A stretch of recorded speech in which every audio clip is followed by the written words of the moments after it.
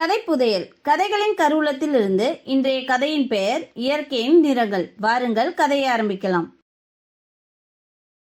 நீல வண்ணத்து பூச்சி விடைபெறுகிறது. மஞ்சள் தேனி தேநீர் அருந்துகிறது. தூங்கிக் கொண்டிருந்த மீன் கண்களை திறந்தது. அங்கே பார், தவளை கூச்சலிட்டது. எப்பொழுதும் அழகாயிருக்கும் வாத்தின் குரலை கேளுங்கள். பூவும் கம்பளி பூச்சும் வேடிக்கை பார்க்கின்றன.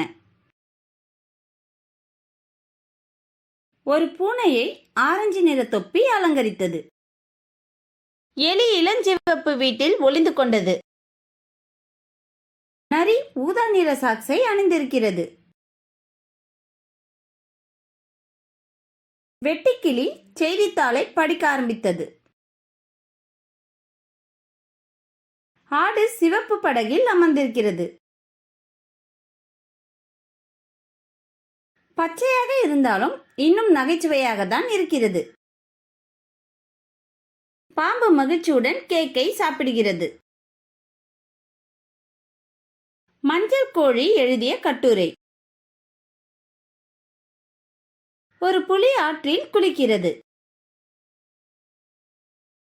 என் இரு கண்களிலும் அனைத்து நிறங்களும் அடங்கியுள்ளன. குழந்தைகளே, இந்த கதை உங்களுக்கு ஏன் பிடித்திருந்தது? நீங்கள் கதையை ஆர்வமுடன் கேட்டீர்களா? இது போன்ற மேலும் பல சுவாரஸ்யமான கதைகளுடன் மீண்டும் சந்திப்போம். நன்றி. இது போன்ற சுவாரஸ்யமான கதைகளை கேட்க இந்த QR குறியீட்டை ஸ்கேன் செய்யுங்கள்.